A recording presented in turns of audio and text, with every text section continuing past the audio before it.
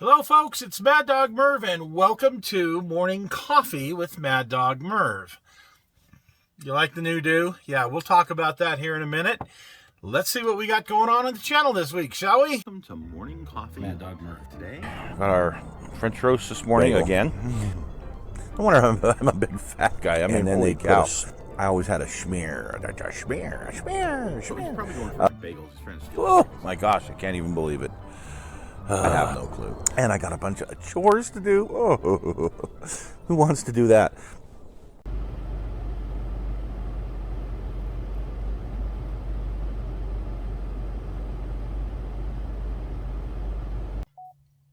Today's shout out goes to Wasatch Modeler. And Wasatch Modeler is a friend of mine who started a channel up a couple of years ago and does really well with it. He's I really like his not his content's good, but the way he puts them together I think is just totally awesome. We've mentioned them before back in July, but I feel it's worth mentioning again. Wasatch Modeler, he just went to Commie Fest and got some great pictures there.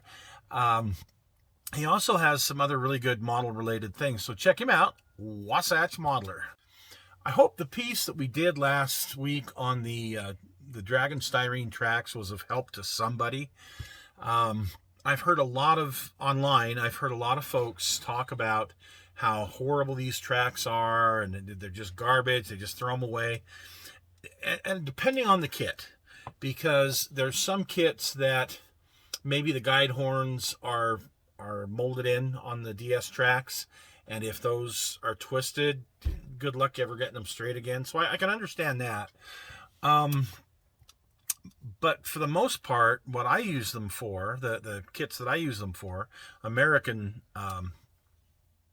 World War II armor, they work great.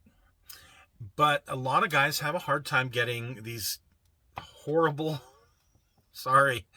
they're horrible. These modern acrylics, compared to the paints we used to have, they're horrible, okay? You pick the one that's the best, that works pretty good for you. You try and find one that works out okay. And I wanted to do something to show you folks how I do it. Again, because there's nothing worse than painting one of those things and having all your paint rub off of them. The real sad part is I got to the bottle of Floquil, the railroad color, and this thing's at least 30 years old, at least. I wish there was some kind of a date you could tell, but this stuff is really old. The Roof Brown, cracked it open, didn't thin it at all, just shot it right on there. Sticks great, looks beautiful. It's the paint. Floquil, when they quit making Floquil, that was a real blow to the modeling community. And I really don't know all the ins and outs as to why they quit making it. I know that Testers eventually bought them, and then of course somebody else bought Testers, whichever, not Krylon, but one of those major paint companies bought Testers, and Testers just, it went downhill ever since they originally sold out. So anyway, hopefully you learned something that you could use in how to paint those tracks. I experiment on some of these pieces that I have that are extra, just to see what's going to work and what doesn't work. And you could see some things that really didn't work at all, and then some things that worked out marvelous. So anyway, I hope that was of some use to you folks. And then the livestock set, I got a couple of those. I'd picked one up some time ago, but it was missing the German Shepherd. Well, I needed a German Shepherd, so I picked up another one, and fortunately they're inexpensive. They've got some great pieces in them.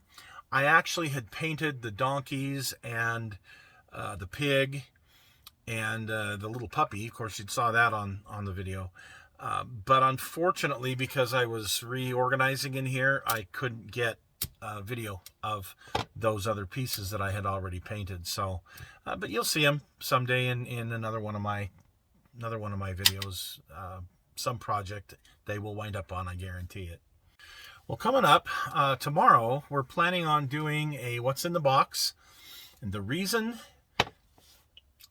you see, things are a little bit different than the last time we were in here. Well, I spent a couple of days out here reorganizing, cleaning out, thinning out. There were some things I needed to just get rid of, some things I needed to throw away, some projects I needed to, put away. I've still got 2 days worth of work just to get this upper area taken care of, the area behind me taken care of, and all the stuff that I kind of didn't know where it went and put over here on the table. So, but I do it every spring. I thin things out and clean things up every spring. We'll probably do a show on it eventually. Because there's some new things I incorporate. Every year I incorporate something new out here that I think, wow, I really would like to have this. I'd like to have better access to this. And so anyway, every spring I try to do that. And so far, things are coming along really good. You can see I've got some of my big ships, my 350th scale ships up here. We'll take a tour, like I say, another time. But I don't have all of them up there. So, I got to find another way to, put them and display them. So, but the What's in the Box is going to be a bunch of the stuff that I ran across while I was cleaning this place out. A lot of railroad stuff that the railroad guys will like, and just some other wild things. Usually it's armor. So on the stash, I don't know what we're going to release for the stash this week. So it's just how things go with me, but tune in for it anyway. Okay, so the story behind the mullet. Back a few weeks ago when I was at my friend Dave Knopfsinger's doing a piece of the morning coffee piece, we were watching TV before. When I had my first cup of coffee, we were sitting there watching TV, watching the morning news, and something came on about the New York Post. And some guy had done an AI of the former presidents of the U.S., what they would look like in a mullet. Trump looks great. He looks gorgeous. Biden looks really cool. Sam Elliott-ish cool. I mean, really cool. Abraham Lincoln he looked like Babraham Lincoln. Eisenhower, he wound up giving a mohawk to instead of doesn't look good at all on him. But anyway, you'll have to check it out from like 3 weeks ago. New York Post. Google it. AI presidents with mullets. It's hilarious. And it's fun. So when I saw that piece, I went, I need a mullet. I don't have a mullet in my collection of, wigs and, weird stuff I've got. Fast forward to the shenanigans that took place during St. Patrick's Day last week. So St. Patrick's Day was on Friday. I've got friends that work early Saturday morning, so Friday night's not a good night to and work long hours on Friday. So quite often they don't want to come home and get ready for any kind of party or anything. They want to relax. And then Saturday, is a good day for having people over. So we had our St. Patrick's Day party 1 day late. And we had it over at my friend Dave's house. The corned beef was the best I've ever had. He wound up throwing it on the smoker halfway through. Oh, wow. Ooh, it was good. And the cabbage, it tasted more like artichokes. It's just so delicious and flavorful. The veggies were great. I mean, everything was just fabulous.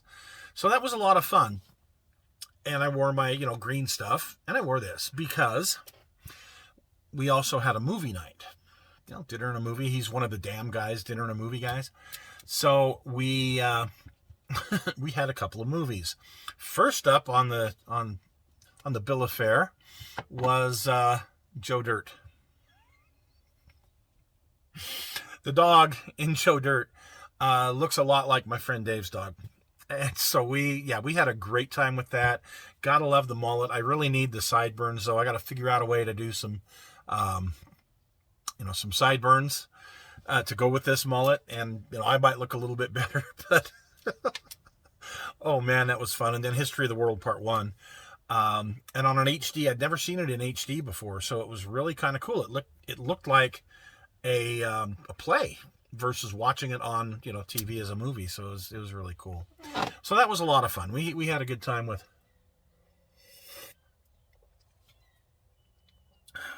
We had a good time with that. Oh, that's so good. And that was last weekend, and hence why I have this. But also, the weather has not gotten any better. We've had 1 or 2 days in the past couple of weeks of like 50-degree temperatures. Ooh, ah. But not enough time to really help me get out and do the things I need to do out here, like take everything out, put it outside, go through it, that kind of stuff. I've also had to do some repairs to the truck. My seat, I think I mentioned that it had broken a while back, so I needed to fix that.